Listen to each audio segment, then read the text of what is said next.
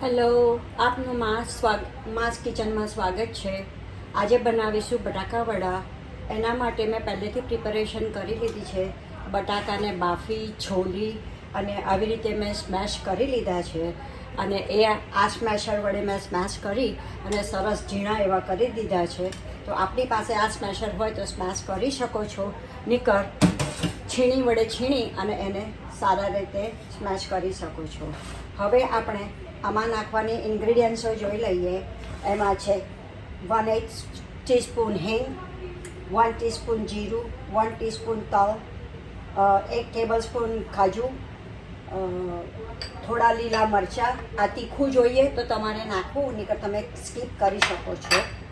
1 teaspoon આદુ મરચાંની paste, 1 teaspoon મરી, 1/4 ટીસ્પૂન લવિંગ અને તજનો પાવડર, 1/4 સ્પૂન લીંબુના ફૂલ, 1.5 ટીસ્પૂન ખાંડ, દાણાના આગળના કૂણા દાંડા,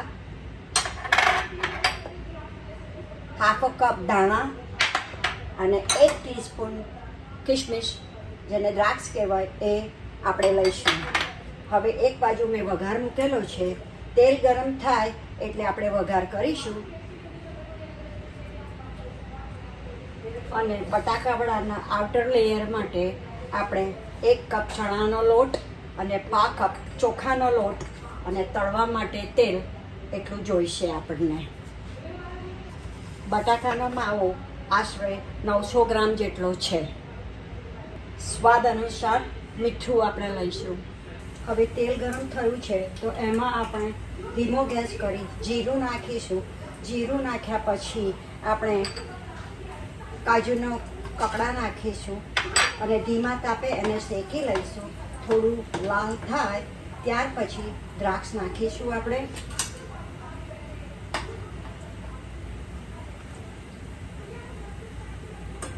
હવે તમે જોઈ શકો છો તેમ આ કાજુના ટુકડા થોડા લાલ થઈ ગયા છે. હવે એમાં દ્રાક્ષ નાખીશું અને તલ પણ નાખી દઈશું અંદર, એટલે જોડે જોડે બંને સતરાઈ જાય. હવે તેમાં થોડી હિંગ, જે 1/8 ટીસ્પૂન લીધી હતી, એ બી આપણે નાખી દઈશું. આ શેકાય એટલે આદુ મરચાંની પેસ્ટ આપણે એમાં નાખીશું.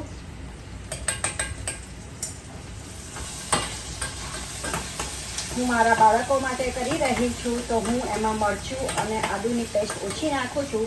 તમારે જોઈએ તો તમે નાખી દેશો. આ એમાં દાણાના આગળના કૂણા દાંડા નાખી દીધા છે મેં. હવે ગેસને બંધ કરી દઈશું આપણે. અને બંધ કર્યા પછી અંદર મરીનો ભૂકો, તજલવિંગનો ભૂકો,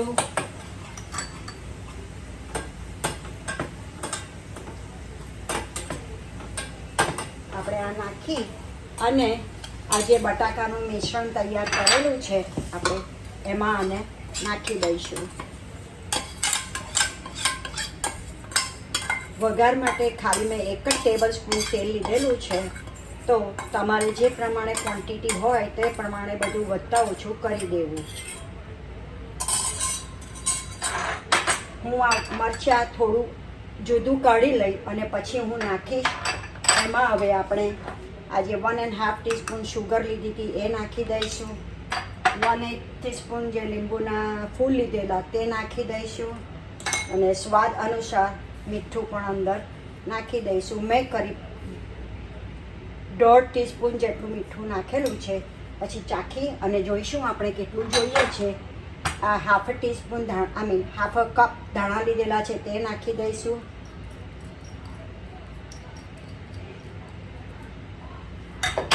અને હવે આ બધી વસ્તુને મિક્સ કરી પછી તેના ગોળા વાળી લઈશું.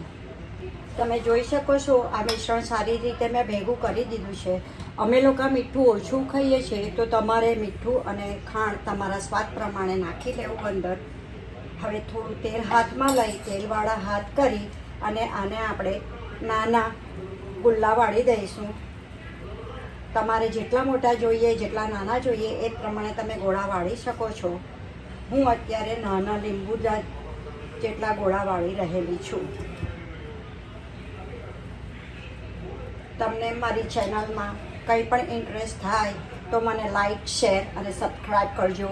હું તમારી પાસે મારી ચેનલને ગ્રો કરવા માટે આશા રાખું છું કે પ્લીઝ તમે મારી ચેનલને લાઈક, શેર અને સબસ્ક્રાઈબ કરજો. હવે આપણે આવી રીતે બધા જ ગોળા વાળી લઈશું. હવે આપણે આ ચણાનો લોટ અને ચોખાનો લોટ બે સારી રીતે મિક્સ કરી રહીશું આઉટર લેયર માટે. અને એમાં સ્વાદ પ્રમાણે મીઠું અને તમે મરચું પણ નાખી શકો છો. અને આમાં પાણી રેડી ભેગું કરીશું આપણે. આમાં અમે હાફ કપ પાણી લીધું છે. હવે ભેગું કરતા જઈએ અને જોઈશું પાણી ધીમે ધીમે રેડી લોટને કેવો રાખવો એ હું તમને બતાવું છું. એક સાથે પાણી રેડવું નહીં, નહીંતર ગઠિયા થઈ જશે. તમે જો આ વિસ્કરથી કરશો તો તમારો લોટમાં ગાંઠિયા ઓછા પડવાની શક્યતા છે. પણ બને ત્યાં સુધી ગાંઠિયા ના રહે તેનું ધ્યાન રાખવું. પ્લીઝ, હું હજુ નવી છું આ ચેનલમાં, તો તમે મારો સાથ અને સહકાર આપવા તમને વિનંતી છે. મારાથી કંઈ પણ ભૂલ થઈ હોય તો તમે કોમેન્ટ્સમાં લખી શકો છો. તો હું મારી ભૂલ સુધારવા કોશિશ કરીશ અને ફરી એનું ધ્યાન રાખીશ કે એ ન બને. હું મારી બનતી બધી જ કોશિશો કરી રહેલી છું. તો પ્લીઝ મને સાથ અને સહકાર આપવા વિનંતી છે. મારું ખીરું તૈયાર થઈ ગયેલું છે. તમે જોઈ શકો છો કે આ રિબિન કન્સિસ્ટન્ટ છે આમાં. અને મેં ફરી હાફ કપ પાણી લીધું હતું. એમાં 2.5 ટેબલ સ્પૂન જેટલું પાણી બચી ગયું છે. તો તમારે જે પ્રમાણે ખીરું રાખવું હોય તે પ્રમાણે તમે કરી શકો છો. પણ આ ખીરું બરાબર માપનું છે. તો આવી રીતે 1 કપ અને ઉપર બીજું 1 કપમાં 5 કપ ઓછું એટલે 1/4 કપ પાણી જોઈશે તમને. હવે આમાં 1/8 ટીસ્પૂન ખારો નાખી 2 થી 2.5 મિનિટ સુધી એને એક જ દિશામાં ફેણી લેવું. તો તમારું ખીરું સરસ ફ્લફી અને થઈ જશે.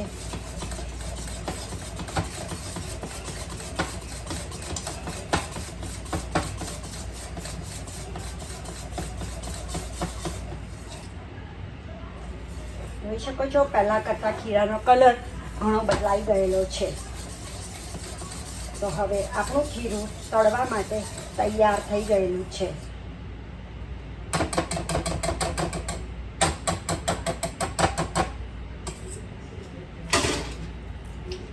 હવે આપણે આપણું તેલ કેવી રીતે ચેક કરીશું? આંગળી ઉપર લઈ અને ધીમે રહી અને અંદર મૂકી જોવું. પડતાની સાથે જ જોવો છો તમે કે મમરી ઉપર આવી ગઈ છે. એટલે આપણું તેલ હવે બરાબર થઈ ગયેલું છે. તો લોટમાં બનાવેલા ગુલ્લા કરી બટાકાના ગુલ્લા નાખી અને આપણે તળી લઈશું. તમારા જેમાં જેટલું આવે એટલું કરી શકો છો. આને મૂકી શકો છો તમે. તો ધીમે ધીમે થોડા અંતરે આ બટાકાને ખીરામાં બોરી અંદર મૂકવા. બહુ ઠંડુ તેલ બી નહીં જોઈએ અને બહુ ગરમ હશે તો તમારા તરત જ લાલ થઈ જશે. ચણાનો લોટ અંદર સુધી પાકશે નહીં.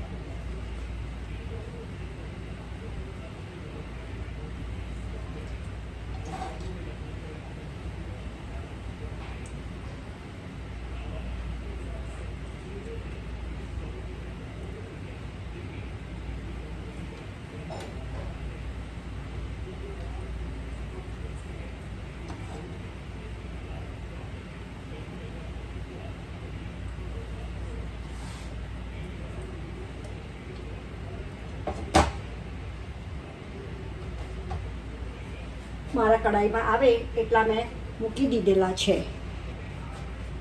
હવે આપણે આને ધીમા તાપે ધીરે ધીરે હલાવી અને થોડા ગોલ્ડન કલરના થાય ત્યાં સુધી તળીશું.